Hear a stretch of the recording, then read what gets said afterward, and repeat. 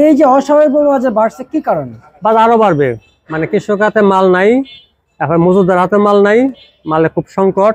এই মুহূর্তে বাইরের মাল না আসলে দেশের বাজার কন্ট্রোল করা খুব কঠিন। প্লাস ডে বাই ডে কয়েকদিনের মধ্যে বাজার 150 টাকা হয়ে যাবে। আসসালামু আলাইকুম। ওয়ালাইকুম আসসালাম। কেমন আছেন নজরুল ভাই? আলহামদুলিল্লাহ ভালো আছি। নজরুল ভাই, আজকে বেচা বিক্রি কেমন হয়েছে? বিক্রি আছে, মোটামুটি আছে। মোটামুটি আছে। জি।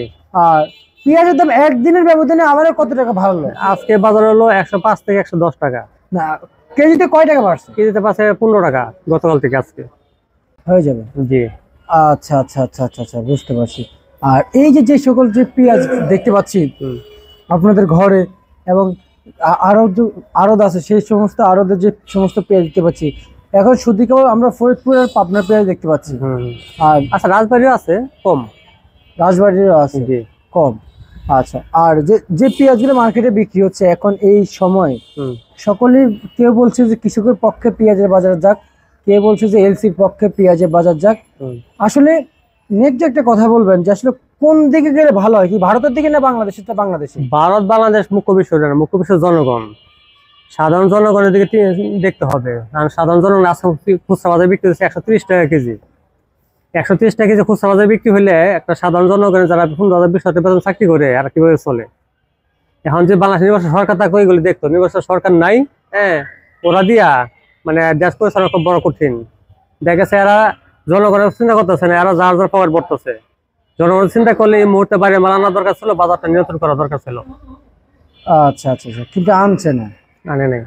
আচ্ছা, আনে না, কিন্তু নাই না, পারবেও না। বাজার যে অবস্থায় যাচ্ছে, যদি বাজার 150 চলে যায়, দেশের সামনে একটা হাহাকার সরে যাবো গা। পরবর্তীতে আইপি দিলে আবার বড়ি কাটা যে ইয়ারা কৃষকরা এরা লস খাইব। সুতরাং বাজার কন্ট্রোল করতে হলে এই মুহূর্তে বাইরে কিছু মাল আইনা বাজারটা নিয়ন্ত্রণ করা দরকার ছিল।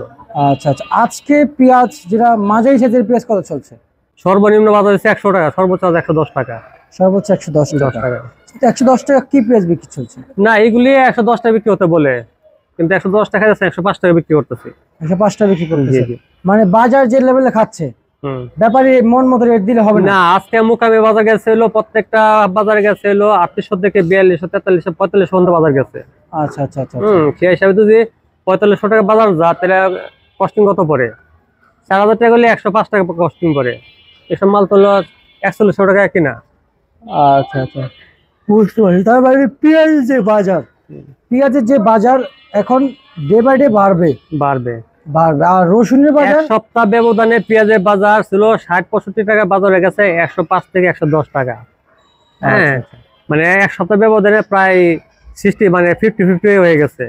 হ্যাঁ, যে 60 টাকা বাজার তো যে 110 টাকা হয়ে যা, তাহলে কত, মানে এক সপ্তাহ ব্যবধানে 50 টাকা বাজার বাড়ছে। বাজার আরো বাড়ার সম্ভাবনা আছে। আজকে যারা মাল আসবে তাদের মাল দেবে 115 টাকা রেট দেবে।